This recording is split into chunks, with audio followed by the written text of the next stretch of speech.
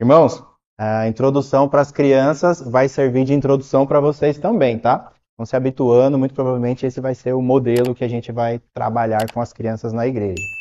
Crianças, imaginem uma mansão. Todo mundo sabe o que é mansão aqui? Todo mundo sabe o que é mansão? Uma casa muito grande, bonita, com piscina, jardim, tem um monte de coisa para fazer, né? Agora aí, de rico, muito bem, José. Agora imagina que para entrar nessa mansão você passa por uma porta. E essa porta é uma porta automática. Vocês já viram uma porta automática? Uma porta automática faz o quê? Abre sozinha. Agora, para entrar dentro dessa mansão, antigamente era necessário fazer parte de um grupo secreto, era uma sociedade secreta. Só podia entrar dentro da mansão quem fazia parte dessa sociedade. Era como se fosse um grupo separado de todo o resto do mundo. Esse pessoal, então, para entrar nesta mansão, eles tinham que abrir a porta. Mas algo mágico aconteceu. E essa porta, então, começou a abrir sozinha. E agora não era só um grupo secreto que entrava dentro da mansão. Agora qualquer pessoa podia entrar dentro da mansão. Sabe o que precisava? Crer que a porta ia abrir sozinha. Era só você chegar diante da porta e acreditar que ela ia abrir sozinha e adivinha? Ela abria sozinha. Mas apareceram pessoas daquele grupo antigo e começou a dizer que para entrar nessa mansão não era só acreditar que a porta ia abrir sozinha. Você tinha que levar uma chave especial. Funciona isso? Não, né? Porque a porta já abre sozinha, só precisava crer. Esse pessoal começou a dizer que para abrir essa porta tinha que levar uma carta especial e só entrava lá quem tinha essa carta. Não funciona, porque só bastava crer que a porta ia abrir sozinha e que esta porta ia dar acesso à mansão. Pois bem, crianças, a porta é Jesus e a mansão é o céu. Hoje, o sermão para os adultos e para vocês, a gente vai falar de um grupo de pessoas que começou a dizer, de pessoas que começaram a dizer que para entrar no céu precisava de um monte de coisa além de Cristo. E nós vamos dizer que só precisa de Cristo. Então, assim como nós fizemos no domingo passado, vocês vão pegar ali com a tia Maria uma lancheta e vão, adolescente já é tia já. Vocês vão preencher com o tema, com os pontos, tem um lugar lá embaixo para vocês fazerem um desenho, ou seja, não é para vocês ficarem um cutucando o outro, conversando, é para prestar atenção, porque depois eu vou ver tudo que vocês escreveram. Vamos lá? Deus abençoe. Atos dos Apóstolos, capítulo 15. Nós continuamos. Está acabando, gente. Mais 2 sermões apenas e nós finalizaremos a série Somos Pedro. Espero que vocês estejam aproveitando, assim como eu estou. Muito bom ver um Pedro na nossa vida, né? Altos e baixos, a gente vê que Pedro também falhava, mas é o que eu já disse nos 2 sermões atrás aí. Pedro mudou, o Espírito Santo desceu, agora é exemplo. Não pode mais ser desculpa. Ah, sou Pedro, né? Não, porque Pedro mudou com o Espírito Santo. Atos, capítulo 15, dos versos 7 ao verso 11. Atos, capítulo 15, dos versos 7 ao verso 11. Ouça com temor e tremor a palavra de Deus que nos diz assim: Havendo grande debate, Pedro tomou a palavra e lhes disse: Irmãos, vós sabeis que desde há muito Deus me escolheu dentre vós para que por meu intermédio ouvissem os gentios a palavra do evangelho e crescem. Ora, Deus, que conhece os corações, lhes deu testemunho, concedendo o Espírito Santo a eles, como também a nós nos concedera. E não estabeleceu distinção alguma entre nós e eles, purificando-lhes pela fé o coração. Agora, pois, por que tentais a Deus, pondo sobre a cerviz dos discípulos um jugo que nem nossos pais puderam suportar, nem nós? Mas cremos que fomos salvos pela graça do Senhor Jesus, como também aqueles o foram. Vamos orar mais uma vez? Senhor Deus, nós estamos diante da Tua palavra, da Tua vontade, da Tua lei, do Teu desejo. Que o Senhor fale ao nosso coração, Pai. Nos ilumine com a iluminação que o Senhor já colocou na Escritura. Nos dê coração ensinável, espírito ensinável, para que nós cresçamos na graça, na fé, tendo a certeza de que o Senhor é o nosso Salvador e a Tua graça nos basta, Pai. Senhor Deus, onde houver lugar que o Teu Evangelho ainda não é proclamado com fidelidade, que o Senhor levante homens, mulheres, jovens, para que a Tua palavra chegue a toda criatura, Pai. É em nome de Cristo Jesus, nosso Salvador, Deus, que nós oramos. Amém. Irmãos, Atos capítulo 15 é o tipo de trecho da Escritura que eu recomendo a recomendação do reverendo Jonatas. Leia Atos 15 ao lado de um comentário. Nós vamos chegar em Atos 15. A nossa exposição em Atos aqui parou em Atos 11. Então, Atos 15 é uma mistura de Gálatas. Precisamos nos lembrar que houve um embate entre Paulo e Pedro. Tudo isso é muito importante quando lemos Atos 15. Nós estamos numa série. Somos Pedro. Se estamos numa série, obviamente, nós vamos pegar a palavra de Pedro. Então, em Atos 15, Paulo fala, Barnabé fala, Tiago fala, fariseu fala. O que importa para a gente hoje é o que Pedro fala. Então, o tema do nosso sermão é porque somos salvos. Repetindo para as crianças anotarem aí. O tema do nosso sermão é uma pergunta. Por que somos salvos? Por que somos salvos? Pedro vai nos dizer em 3 verdades o porquê nós somos salvos. E a primeira verdade, nós somos salvos porque Deus nos deu o Evangelho. Primeiro ponto do nosso sermão, então, somos salvos porque Deus nos deu o Evangelho. Olha lá o verso 7. Ele inicia dizendo, havendo grande debate, Pedro tomou a palavra, havendo grande debate. Que grande debate é esse? Nós precisamos compreender agora o contexto de tudo que está havendo aqui. Assim como eu ilustrei para as crianças a ideia da mansão que só poderia ser acessada se você cresce, que a porta abriria automaticamente, Paulo e Barnabé saíram pregando Cristo por toda a região da Ásia. E o que Paulo e Barnabé pregavam era que Cristo é suficiente para a salvação. Os Gálatas entenderam isso rapidinho. Na sequência aqui a gente vai ter Coríntio, a gente vai ter Filipos, a gente vai ter o Evangelho se espalhando pelas outras cidades. Mas neste meio tempo, alguns da Judéia, e está lá no versículo 1, olha lá, alguns indivíduos que desceram da Judéia ensinavam aos irmãos. Olha o que estes indivíduos estavam ensinando aos irmãos. Se não vos circuncidardes, segundo o costume de Moisés, não podereis ser salvos. Estes homens, estes indivíduos estavam dizendo, olha, você não precisa só crer em Cristo Jesus. Você precisa, antes de crer em Cristo Jesus, se tornar judeu. A circuncisão era o corte da pele do órgão masculino. Era um sinal de pertencimento ao povo escolhido por Deus. Estes homens, então, eles carregavam essa lei. E vendo os gentios se convertendo, estes homens, ao invés de se alegrarem, pelo contrário, estes homens começam a colocar peso sobre os novos convertidos. Não, Cristo não é suficiente. Você precisa, antes de tudo, se tornar judeu. Olha lá no verso 2, Atos 15, 2. Tendo havido da parte de Paulo e Barnabé contenda, e não pequena discussão com eles, resolveram que estes dois e alguns outros dentre eles subissem a Jerusalém, aos apóstolos e presbíteros, com respeito a esta questão. Estes homens estavam usando de artimanha. Estes homens estavam usando a lei de Deus, a Escritura. Paulo e Barnabé, então, começaram a confrontar estes indivíduos. Olha, que história é essa aí de circuncidar? A lei já ficou para trás, já. A gente já viu que não consegue cumprir a lei. Portanto, Cristo é suficiente para a salvação de qualquer um. Aquele que crer em Cristo Jesus será salvo. Não, Paulo. Não, Barnabé. Isso não pode, porque a lei de Moisés diz que precisa ser circuncidado. A discussão foi tamanha, e a palavra grega aqui é justamente isso, uma grande discussão ferrenha, uma discussão com embates teológicos de ambos os lados. Então a igreja se reúne e diz, olha, aqui não é lugar para vocês resolverem isso não.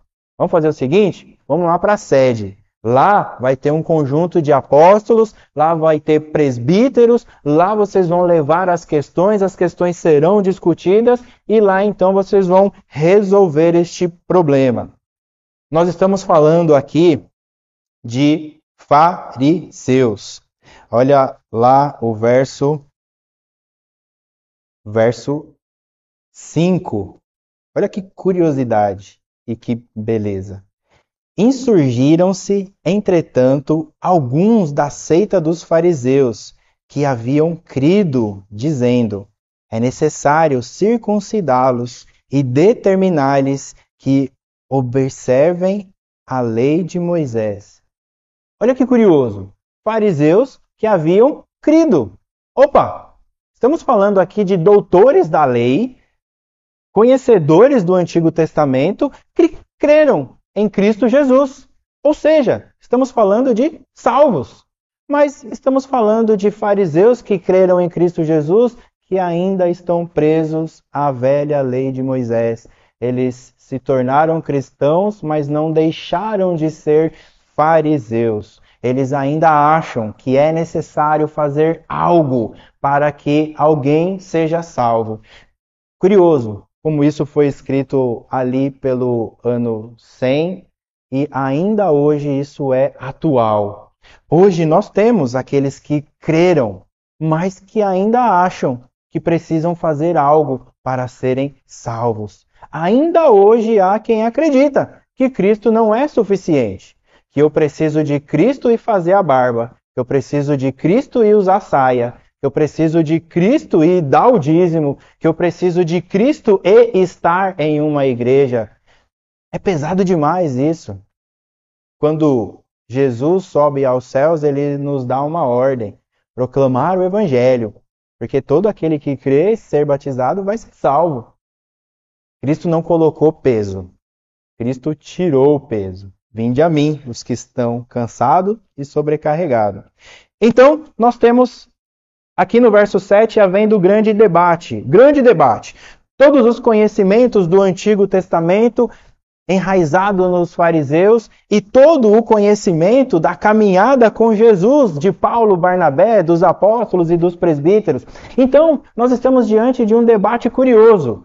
Escritura versus Escritura.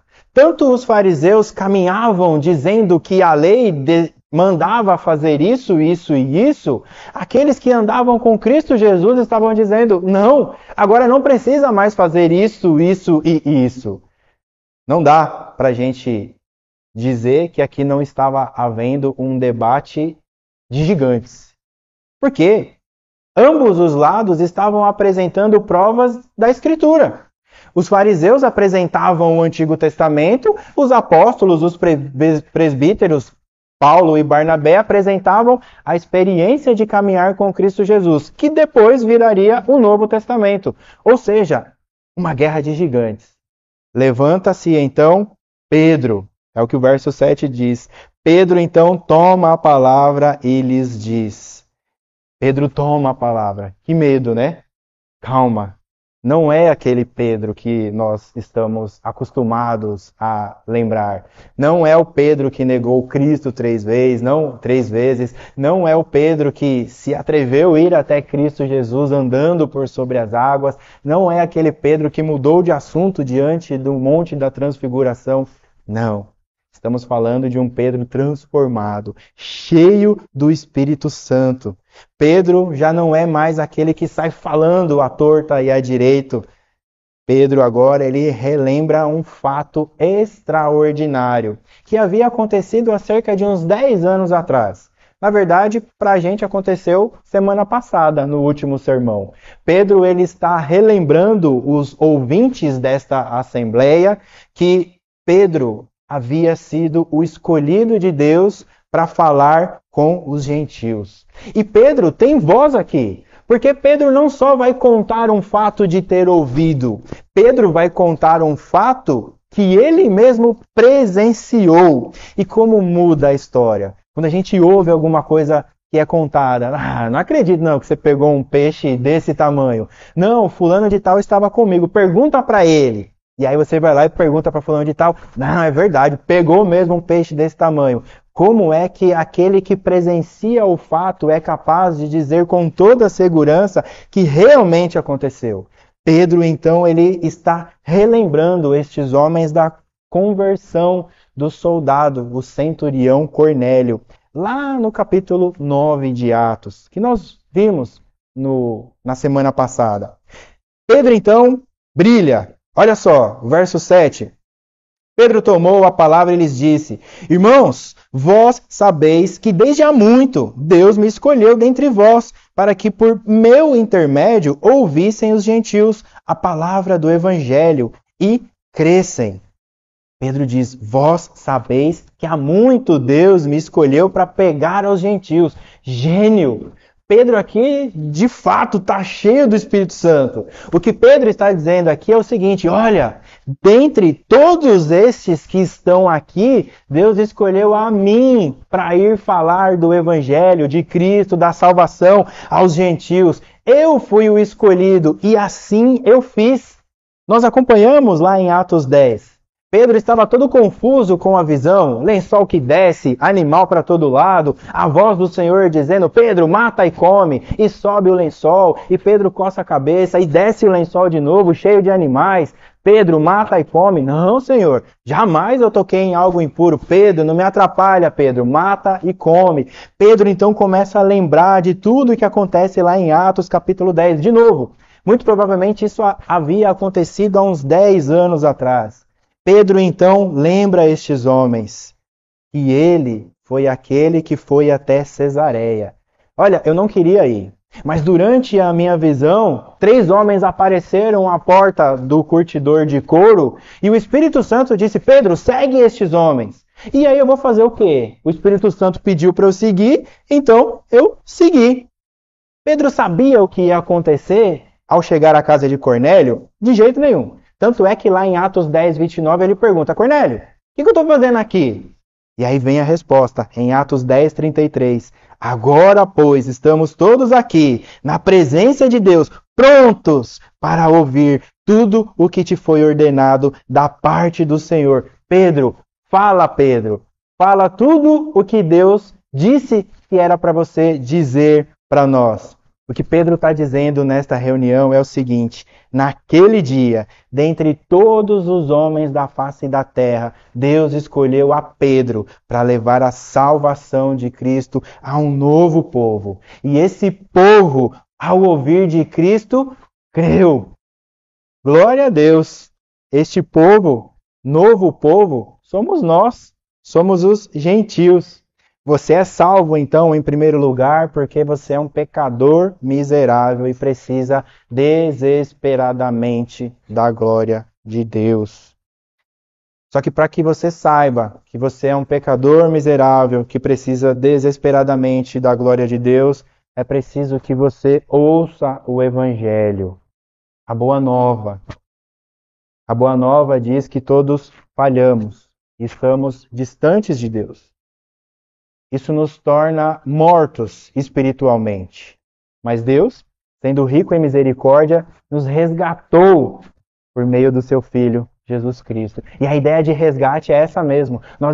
É como se nós tivéssemos sido sequestrados pelo pecado. E aí nós viramos escravos do pecado. A gente não consegue fazer nada a não ser pecar. O problema é que para deixar de ser pecador, tinha que pagar um preço que nós não tínhamos como pagar. Cristo então vem e paga o resgate, nos toma para si. Agora nós somos de Cristo. Você é salvo então porque Deus fez a verdade chegar até você. Creia em Cristo Jesus, o nosso Salvador.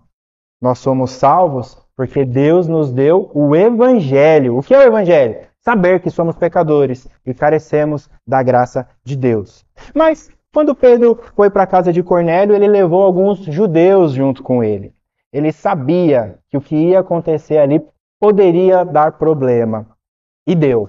Em Atos 11, o último sermão que nós acompanhamos da série Atos, e depois nós paramos para seguir com Somos Pedro, nós vimos lá em Atos 11 que nós temos o relato de que chegou a notícia a Jerusalém de que Pedro havia batizado os gentios.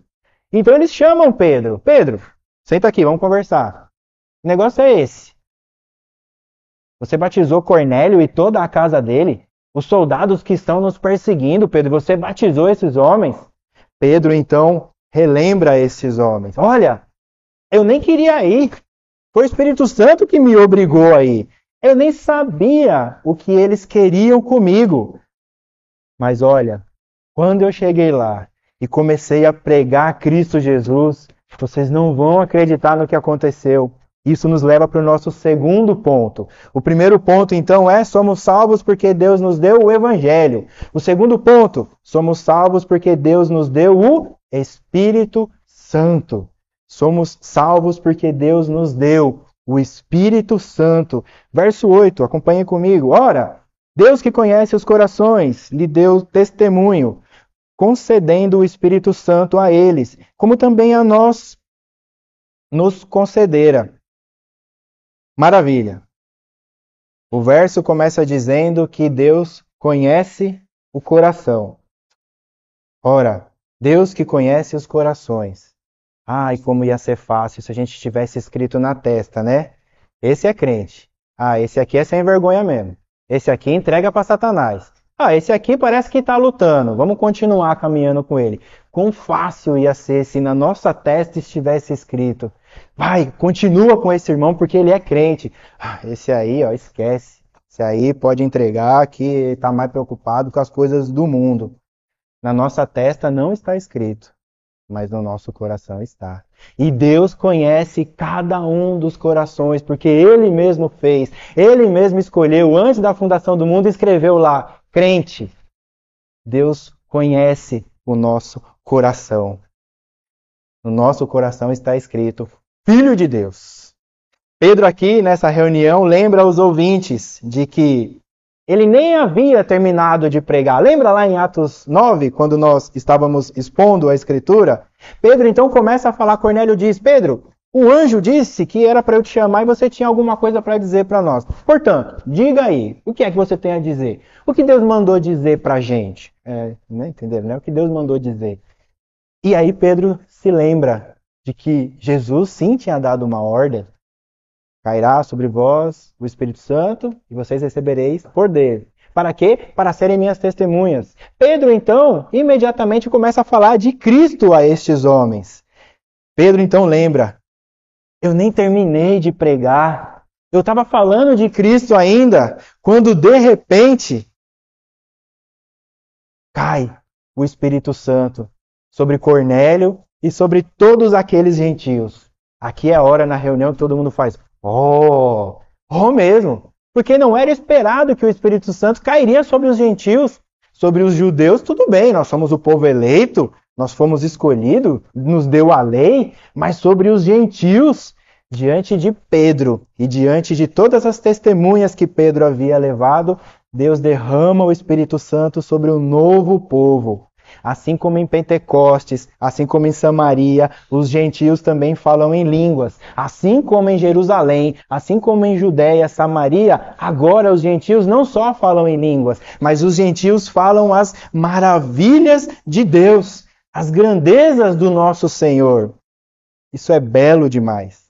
Falar em línguas qualquer um pode falar. Agora eu quero ver você falar em línguas as maravilhas de Deus. E o pior, alguém sempre vai entender, glória a Deus por este dom maravilhoso. Atos 1:8 diz, mas recebereis poder ao descer sobre vós o Espírito Santo e sereis minhas testemunhas, tanto em Jerusalém como em toda a Judéia e Samaria até os confins da terra. Irmão, você é salvo porque aí no seu coração tem poder. Olha lá, Atos 1:8. Mas recebereis poder ao descer sobre vós o Espírito Santo. O Espírito Santo desceu sobre vós em algum momento, então você tem poder. Sim, você é um super-herói. Você é uma super mulher, um super homem, mas isso não é para que você se sinta bem, não é para que você se sinta o mais importante, a pessoa melhor do mundo. Na verdade, o Espírito Santo está aí para fazer com que, ao se tornar um super-herói, você fale das grandezas de Deus. Nós precisamos entender que o motivo de Deus nos transformar em super-heróis é muito simples. Ser testemunha de Cristo. Por que nós recebemos poder? Por que o Espírito Santo habita no nosso coração? Para sermos testemunhas de Cristo. Portanto, naquele dia em que você estiver mal e clamar ao Espírito Santo, Senhor, me consola, Pai. Naquele dia em que você se sentir revigorado, naquele dia em que você se sentir consolado, renovado, sabe? Naquele dia que você está se sentindo de fato super-herói, você clamou ao Espírito Santo e ele te consolou, ele te renovou, ele te ergueu, ele te levantou. Nesse dia que você acorda e fala, hoje ninguém me segura, lembre-se que esse é o dia que é para você ser testemunha de Cristo. O Espírito Santo enche o nosso coração, nos consola, nos revigora, nos ergue, nos levanta, nos move para sermos testemunhas de Cristo. É para isso que o Espírito Santo te encoraja, te anima, te levanta, te consola. Nós precisamos tirar da nossa cabeça a ideia de que nós temos um psicólogo particular. Às vezes, nós lidamos com o Espírito Santo dessa maneira. É aquele que me ouve. Sabe a ideia de ter alguém que fica respondendo, sei? Fale mais sobre isso. O Espírito Santo não é só isso. Você não imagina o poder que você tem no seu coração. O seu peito abriga poder inimaginável. Me lembro certa vez, eu visitando a 25 de março, e nem lembro o que eu estava fazendo. Eu sei que eu passei e tinha uma multidão reunida. E nessa multidão havia um senhor com uma peça na mão. E ele começou a fazer o discurso. Era um amolador de facas e um quebrador e um cortador de vidro. E esse homem fazendo o discurso, ele dizia o seguinte: olha, aqui na minha mão está o melhor amolador de facas e o melhor cortador de vidros do mundo. Porque aqui neste amolador de faca eu tenho vibrânio e tenho adamantio. No amolador de facas eu tenho o mesmo material que foi impregnado nas garras do Wolverine. E no lado que corta o vidro eu tenho o mesmo material que foi impregnado no escudo do Capitão América. Na hora eu falei, eu quero dois. O quê? Uma peça que tem o mesmo material que foi impregnado na maior arma dos X-Men e na maior defesa que o super-herói poderia ter. Eu tinha um escudo, eu tinha um ataque. Irmãos, o Espírito Santo que habita no seu coração tem o melhor escudo e tem a melhor espada. Não há adamantio que segure o poder do escudo do Espírito Santo. Não há vibrânio que suporte o poder das garras da espada do Espírito Santo. Quando nós olhamos para o poder que o Espírito Santo pode dar ao nosso coração, nós devemos desejar. Assim como eu desejei aquele amolador de facas, você precisa olhar para o Espírito Santo e dizer, eu quero um desse. Eu quero um desse. E aí eu não vou tratar o Espírito Santo como um psicólogo que fica só ouvindo. Eu vou tratar o Espírito Santo como alguém que me dá poder, revigora a minha vida. E aí quando eu orar, eu vou orar ao Senhor e vou dizer, Pai, ergue Deus, levanta o meu corpo, me tira dessa preguiça, me tira dessa moleza, faz eu sair, faz eu falar, faz eu erguer a voz, mexe o meu corpo a fim de que eu queira servir o Senhor com alegria. E eu não ore só um dia, que eu não leia a Bíblia só um dia, mas que eu faça isso todos os dias da minha vida. Enquanto eu viver neste mundo, eu vou viver para o Senhor. O Espírito Santo é capaz de dar esse poder pra gente. O que a gente precisa é desejar do fundo do nosso coração, entender que o Espírito Santo é muito mais do que alguém que só ouve dos nossos problemas, é aquele que nos move, é aquele que nos levanta, que nos faz compreender, nos mostra que somos pecadores e nós entendamos. Uma vez que nós entendemos que somos pecadores, nós vamos para cima, porque nós queremos falar da salvação de Cristo Jesus.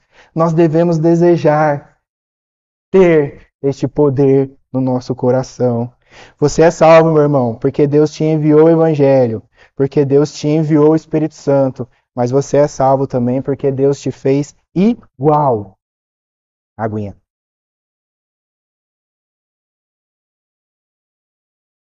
Verso 9. Terceiro ponto, então, do nosso sermão. Somos salvos porque Deus nos fez iguais. Verso 9.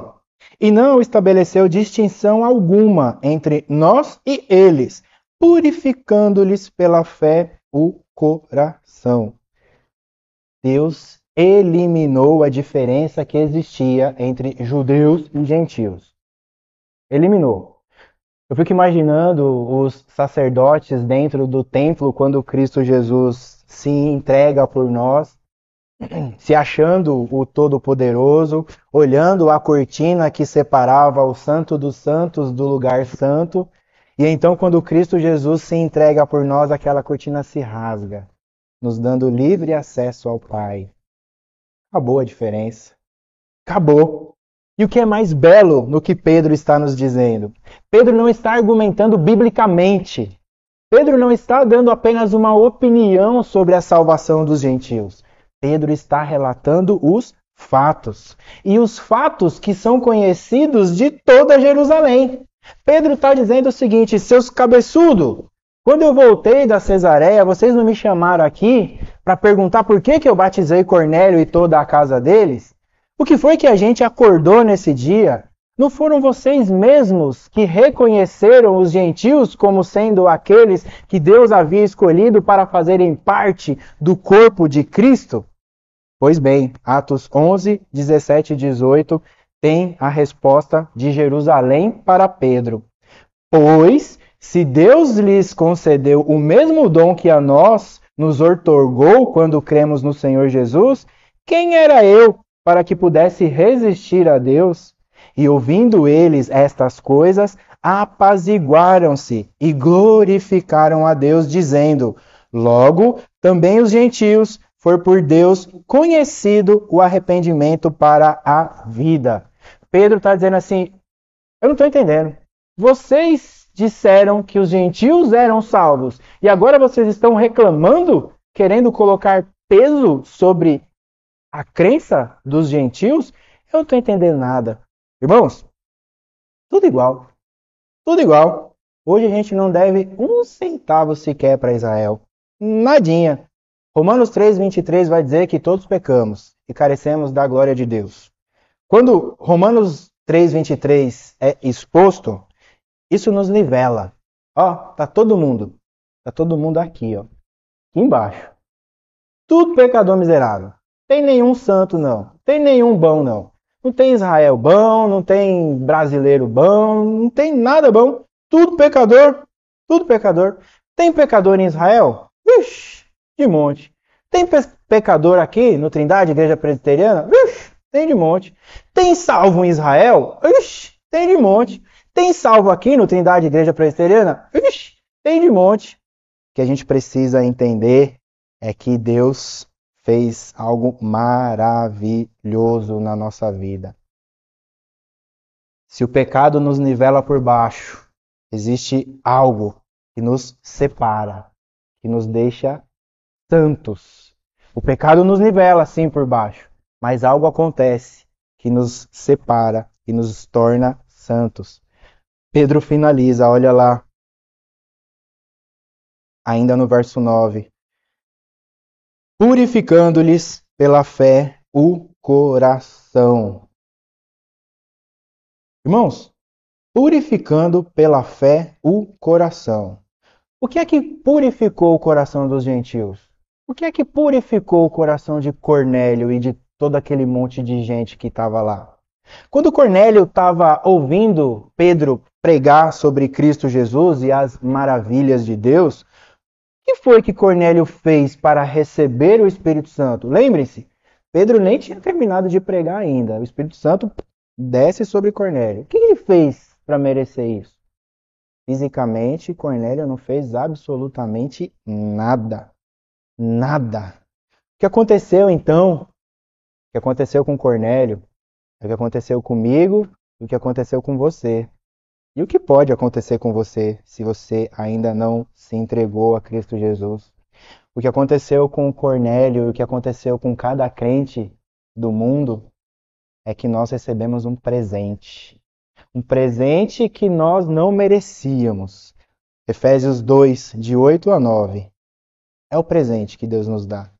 Porque pela graça sois salvos, mediante a fé, e isso não vem de vós. É dom de Deus, não de obras, para que ninguém se glorie. Dom de Deus. Dom é presente.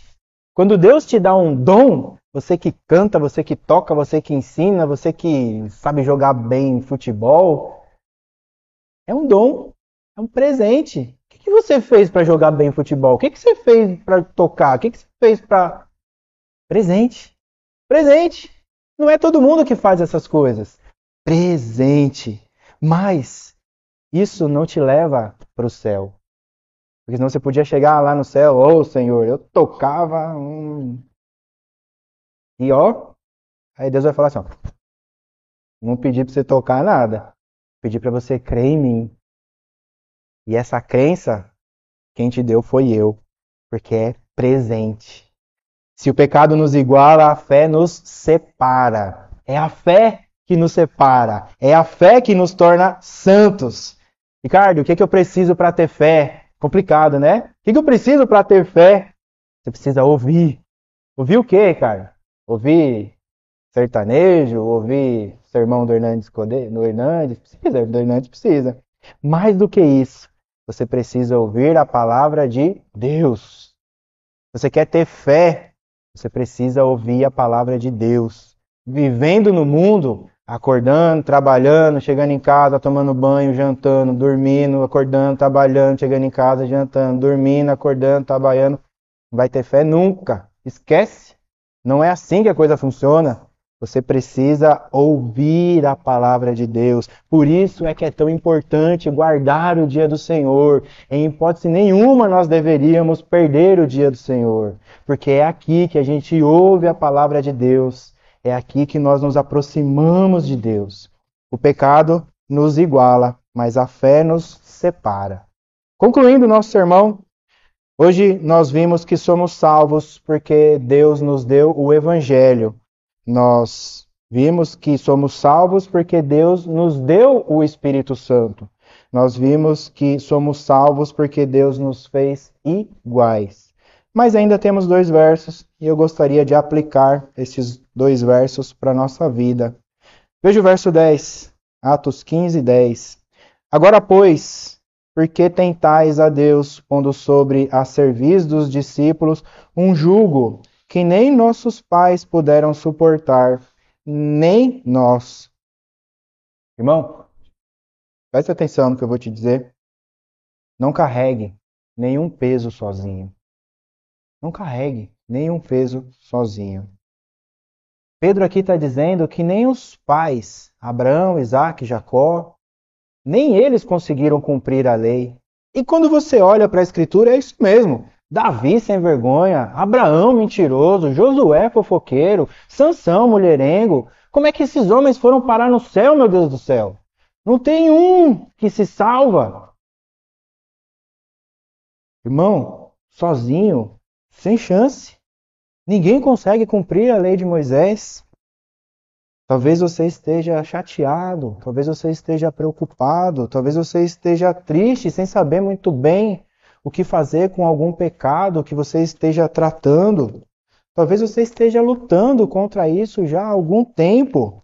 Algo que você sabe que ofende a Deus, que ofende a igreja, mas mesmo assim você ainda não está conseguindo se desvencilhar. Talvez você ainda não esteja conseguindo resolver este problema do pecado. Irmão, se você passa por isso, eu acredito que está na hora de você desistir. Como assim, Ricardo? É para eu desistir de lutar contra o pecado? Não. É para você desistir de lutar sozinho contra o pecado. Não há quem consiga vencer o pecado sozinho. Os pais não conseguiram. Pedro está dizendo que nem eles, os judeus da época, conseguiam. E Jesus vai dizer isso a todo instante. Vocês colocam dura cerviz sobre eles e nem vocês cumprem a lei. Pedro piora a nossa situação.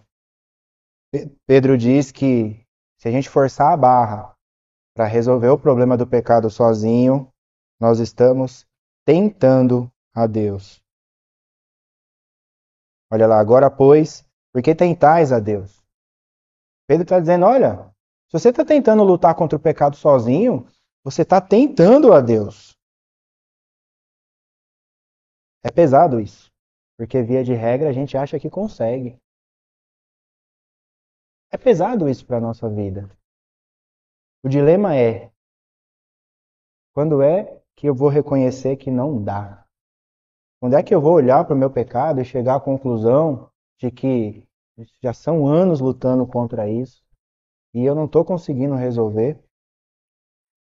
É difícil chorar diante de Deus e dizer, Senhor, desisto. Não consigo. Não consigo, Pai. Estou lutando há anos contra isso e não vai. Todo dia, toda semana, todo mês, ano após ano. Sabe o que é belo? O que é curioso? É que é justamente isso que Deus espera que nós façamos.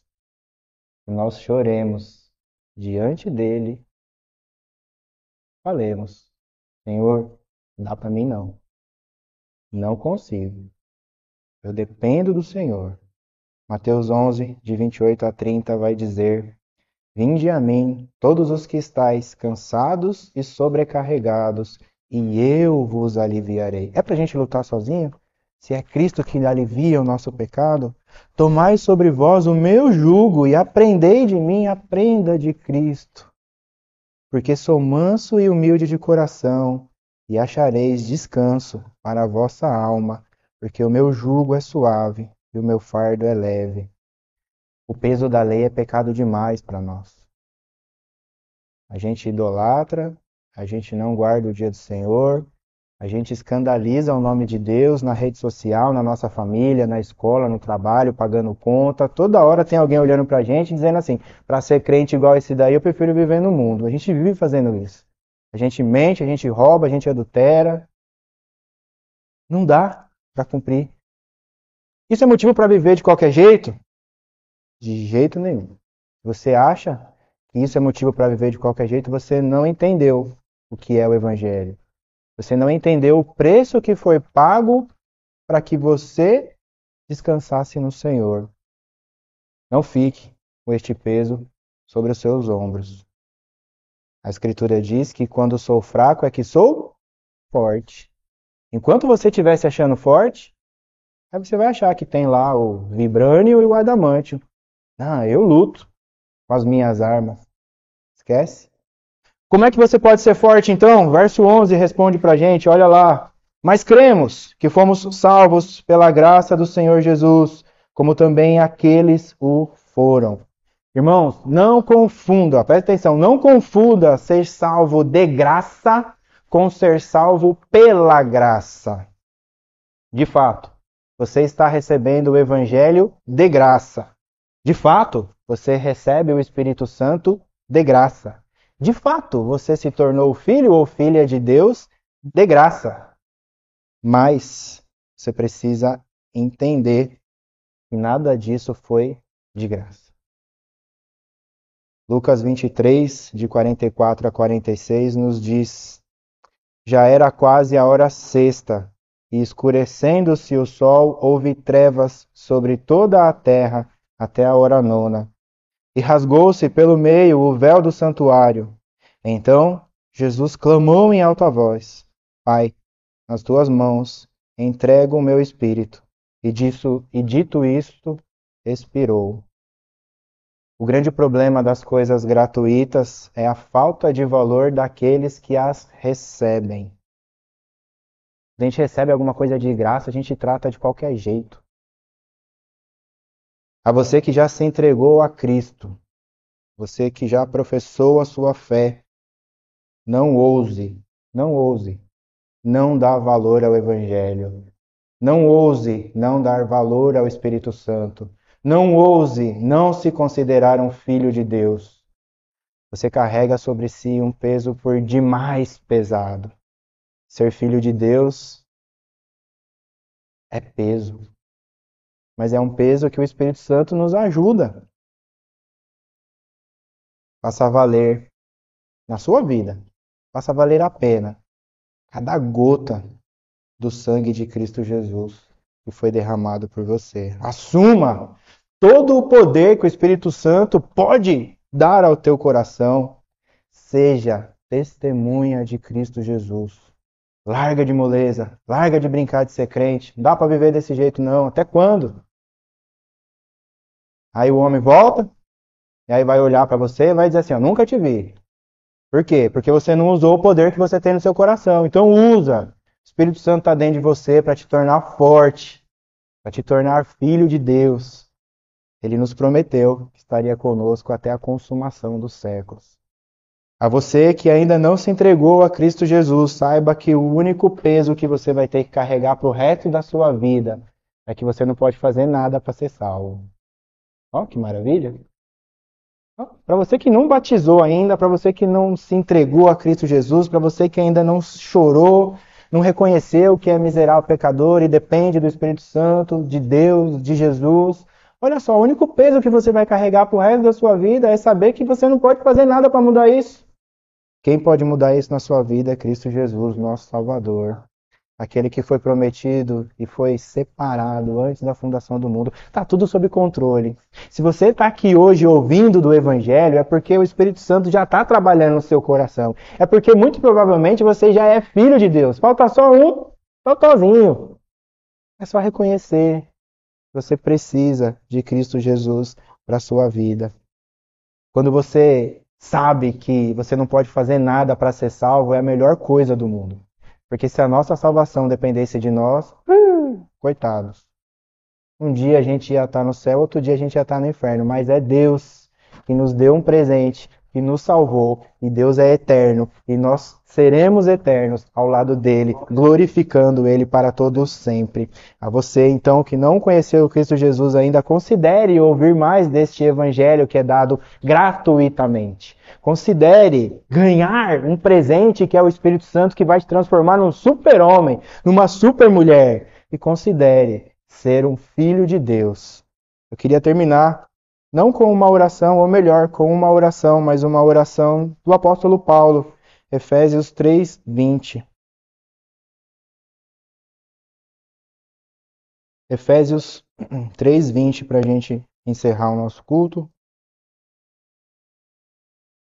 A palavra de Deus nos diz assim: ora, aquele que é poderoso, ou melhor, vamos pegar desde o 14, vamos pegar toda a oração do apóstolo Paulo.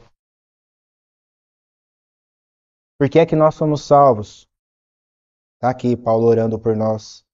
Por esta causa, me ponho de joelhos diante do Pai, de quem toma o nome toda a família, tanto no céu como sobre a terra, para que, segundo a riqueza da sua glória, vos conceda que sejais fortalecidos com poder, mediante o seu Espírito no homem interior, e assim habite Cristo no vosso coração, pela fé, estando vós arraigados e alicerçados em amor, a fim de poderdes compreender com todos os santos qual é a largura, e o comprimento e a altura e a profundidade, e conhecer o amor de Cristo, que excede todo entendimento, para que sejais tomados de toda a plenitude de Deus. Ora, aquele que é poderoso para fazer infinitamente mais do que tudo quanto pedimos ou pensamos, conforme o seu poder que opera em nós, a ele seja a glória, na igreja e em Cristo Jesus, por todas as gerações, para todo o sempre.